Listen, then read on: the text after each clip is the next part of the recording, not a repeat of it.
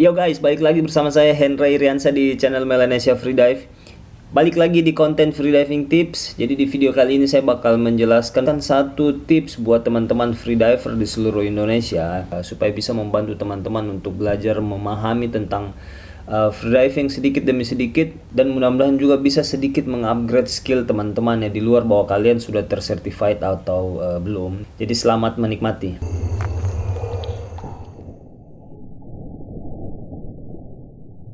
Oke teman-teman, jadi kalau kita ngomong soal freediving secara umum, bahwa memang di beberapa video-video sebelumnya saya sudah membahas secara detail tentang apa sih itu freediving dan bagaimana sih cara menahan nafas.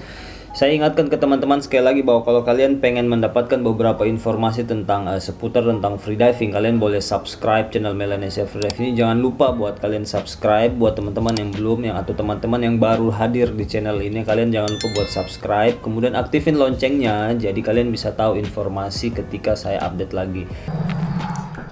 Walaupun akhirnya bisa menambah pengetahuan dari teman-teman tentang freediving, ya syukur alhamdulillah. Yang penting kita enjoy saja. Terima kasih buat support teman-teman. Kita balik lagi di konten tips for freediving.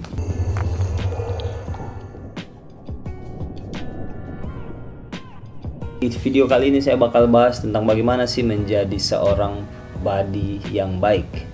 Oke, jadi kalau kita ngomong soal buddy for freediving atau buddy di dunia freediving, ya sebenarnya juga sudah dibahas di level basic, dari beginner level di freediving course. Cuman kembali lagi bahwa saya akan mengingatkan teman-teman, kalau kalian lupa atau kalian pengen tahu, dan menurut saya ini juga sangat penting untuk teman-teman tahu, karena banyak sekali komunitas di Indonesia yang sebenarnya masih kurang paham sih, sebenarnya masih diperdebatkan lagi bahwa di mana sih posisi seorang buddy itu, apa sih yang dilakukan, kemudian tanggung jawab apa sih sebenarnya yang kita serahkan ke seorang buddy itu.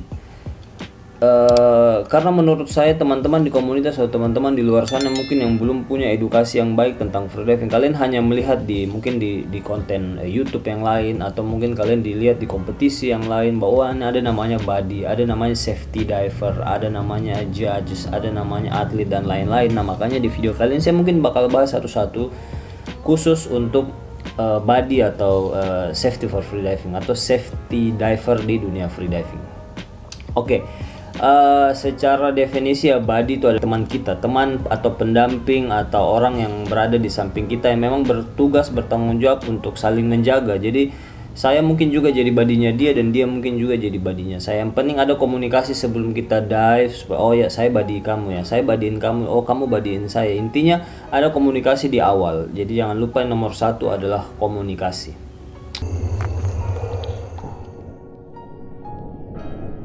Kemudian di mana sih posisi dari seorang buddy atau seorang safety diver itu sendiri? Nah, kalau kalian lihat di beberapa part di kompetisi ya, jadi ketika si orangnya lagi static apnea, selalu ada orang di samping dia untuk mengawasi, dan yang satunya ini biasanya jadi, kalau di dunia kompetisi memang karena semua didesain sedemikian rupa, se-safety mungkin, jadi di situ ada safety diver dari event organizer-nya, kemudian mungkin si atletnya itu juga bawa coachnya. Jadi mungkin kalian lihat ada banyak orang di sekitar si atlet itu karena ada kameramennya, ada jurinya, ada apa segala macam. Nah, siapa sih yang bertindak sebagai safety diver di situ, dan siapa sih yang bertindak sebagai rescuer in case si atlet itu kenapa-kenapa, let's say LMC atau blackout. Jadi yang bertugas di situ sebenarnya adalah si safety diver yang dikasih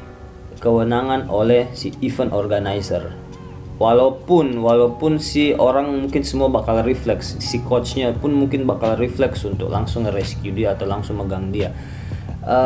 Tapi kalau kita ngomong soal di training day atau di luar kompetisi, maka orang yang kita ajak untuk berkomunikasi di awal bahwa kamu jadi buddy saya lah, ya kamu jadi buddy saya, maka dialah yang akan bertugas untuk merescue kalian ketika terjadi apa-apa, dan dia akan bertanggung jawab selama kamu melakukan proses freediving, mulai itu tahan napas, mulai dari turun sampai kalian naik lagi.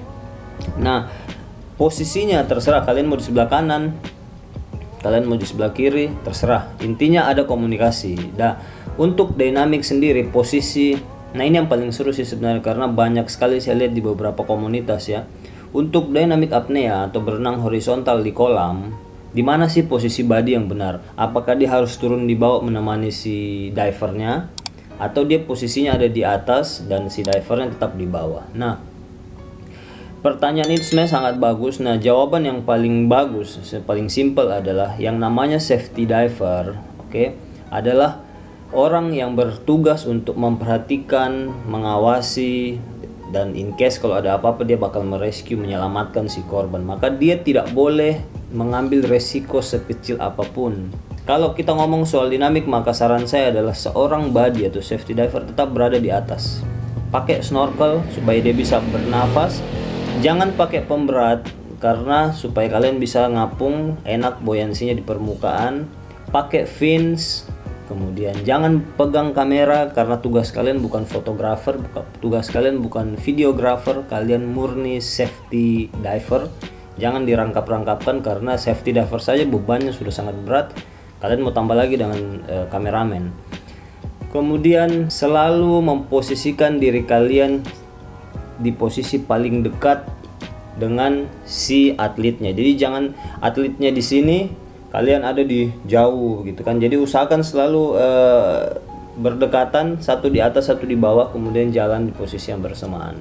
Entah kalian mau memposisikan badan kalian miring atau lurus begini, terserah, yang penting fokus kalian selalu ada di si divernya. Oke, jadi jangan turun ke bawah untuk menemani. Kalau sekali-sekali kalian mau turun di bawah it's okay, tapi jangan sepanjang dive kalian juga turun di bawah dengan alasan bahwa saya pengen lihat dengan lebih dekat, karena tugas kalian sebenarnya bukan itu.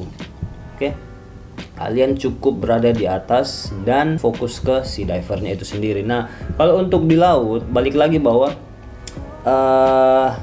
ada yang namanya komunikasi. Biasanya saya kalau misalnya pengen main 5 atau 10 meter dengan visibility yang sangat clear, maka saya tidak perlu minta tolong untuk body saya turun ke bawah. Saya paling bilang lihat aja dari atas. Kemudian begitu saya turun, begitu saya naik, dia selalu memperhatikan saya. Nah, di kondisi-kondisi seperti ini sebenarnya memang butuh insting safety diver yang baik karena biasanya banyak hal-hal non teknis yang bisa berpengaruh. Karena tugas kita sebagai seorang safety diver adalah untuk mengamankan semuanya, untuk membuat dive-nya si atlet ini jadi lebih nyaman. Misalnya kita harus ngecek, misal dia terlalu fokus untuk relaksasi, kita cek lanyardnya belum kepasang, kita coba pasangin lanyardnya, kemudian kasih space yang baik, kemudian coba untuk bantu dia biar lebih rileks. Itu juga salah satu tugas dari seorang safety diver selain menjaga-jaga untuk rescue prosedur, untuk blackout atau menemani dia dari bawah sampai ke permukaan. Oke, jadi tergantung dari komunikasi kalian. Kalau misalnya lebih dalam dari 10 meter atau visible, walaupun mungkin cuma 5 meter tapi visibility-nya jelek, biasanya saya minta tolong untuk ditemani. Oke. Kalau misalnya kasusnya menyelam dalam atau lebih dari 30 meter, gimana sih sebenarnya batasan maksimum untuk si safety diver? Apakah dia harus menemani kita turun sampai ke bawah kemudian naik sama-sama, ataukah hanya dilihat saja dari atas lewat sonar, atau seperti apa? Nah, ini yang paling penting sebenarnya. Kalau di dunia kompetisi, sekali lagi, ada batasan maksimum antara 30, 35. Biasanya by request kita menyelam lebih dalam daripada itu. Cuman kalau di kompetisi biasanya kita harus ingat bahwa ada beberapa hari kompetisi yang harus kita lakukan. Jadi jangan sampai terjadi hal-hal yang kita tidak inginkan, seperti kayak decompression sickness for free diving. Itu bisa saja terjadi buat seorang safety diver dengan banyaknya jumlah dive yang dia lakukan sepanjang hari, dikali misalnya 7 hari atau dikali 6 hari, maka dia berpotensi untuk kena DCS, dan itu sangat-sangat buruk ya akibatnya untuk seorang safety diver. Makanya biasanya kita minta day off supaya bisa nge-recharge lagi, kita punya stamina dan bisa aktif terus untuk membuat si kompetisi ini menjadi lebih aman. Nah, kalau misal ditanya soal berapa dalam sih seorang safety diver harus turun, kalau di dunia kompetisi menurut saya 30-35 itu sudah batas maksimum. Kalau di training day atau di hari biasa atau teman-teman di komunitas, menurut saya sih sebenarnya setengah dari target yang akan dituju itu seharusnya sudah jadi batasan yang bagus. Misalnya dia pengen turun ke 20 meter, kalian cukup turun di sekitar 10 meter saja. Atau kalau misalnya dia pengen turun ke 30 meter, ya kalian cukup turun di 15, mungkin maksimum di 20 meter sudah lebih dari cukup. Jadi balik lagi bahwa komunikasi. Intinya di sini adalah jangan juga memaksakan diri kalian. Misalnya kamu jadi seorang body atau kamu ditunjuk sebagai seorang body, jangan juga iya saja. Kalian harus jujur juga dengan kualitas kalian. Karun kalian harus juga jujur dengan kemampuan kalian. Kalau misalnya tidak bisa, bilang, "Aduh bang, saya belum bisa bang." Bukannya tidak mau, tapi saya takut nanti ada apa-apa. Atau misalnya begitupun sebaliknya, misalnya kamu orang yang sudah punya kemampuan lebih tinggi daripada teman-teman yang lain di komunitas, maka kamu yang harus menyesuaikan dengan mereka. Jangan mereka yang menyesuaikan ke kamu, karena akan susah nanti jadinya. Ujung-ujungnya kamu nanti nggak bakal bisa bikin progres karena mereka nggak ada yang mau ngabadiin kamu. Jadi menurut saya adalah kamu yang harus menyesuaikan dengan mereka. Nanti cepat atau lambat mereka bakal ngikutin kamu pelan-pelan sampai kalian semua berada di level yang sama, baru enak. Misalnya kamu udah bisa turun ke 30 meter, sedangkan teman-temanmu yang lain di komunitas hanya bisa turun 10 meter.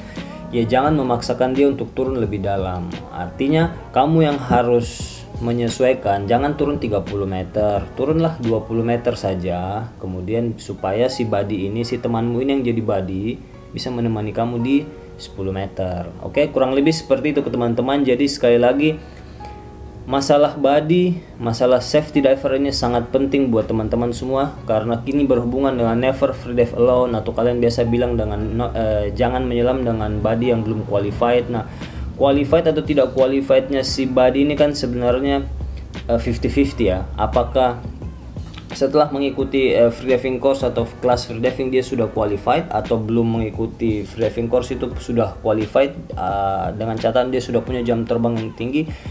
Tidak menutup kemungkinan dia sudah qualified, tapi minimal teori itu ada di kepalanya. Dia tahu, dia pernah melihat, dia pernah mencoba dan lain-lain. Tinggal butuh untuk dilatih dan dilatih. Karena insting safety diver itu kan sebenarnya butuh untuk dilatih. Kita saja di level instructor pun ketika masuk terjun di dunia kompetisi dan bertindak sebagai safety diver pun drill tiap hari supaya kita bisa balik lagi di performa yang bagus. Jadi kurang lebih begitu video kali ini teman-teman. Never free dive alone, sekali lagi jangan pernah pergi menyelam sendiri maksudnya. Kemudian jangan memaksakan kehendak kalian juga. Komunikasi yang bagus. Happy free diving. Oke teman-teman, jadi jangan lupa buat kalian semua yang suka sama video ini, jangan lupa kalian boleh like, komen, kalian boleh subscribe channel Malaysia Free Dive, share ke teman-teman kalian semua biar kita semua bisa makin safety, tidak ada lagi hal-hal yang tidak kita inginkan terjadi, khususnya buat teman-teman di komunitas free diving di seluruh Indonesia. Mudah-mudahan video ini bisa sangat membantu teman-teman dalam proses belajar menjadi seorang free diver yang baik, menjadi seorang body yang baik. Sekali lagi bahwa terima kasih buat dukungan teman-teman di channel Malaysia Free Dive ini. Kalian boleh komen di bawah nanti tips free diving apa saja yang nanti akan saya coba untuk bawakan lagi di video selanjutnya. Saya Henry Yansa pamit, sampai jumpa di video selanjutnya. Bye bye.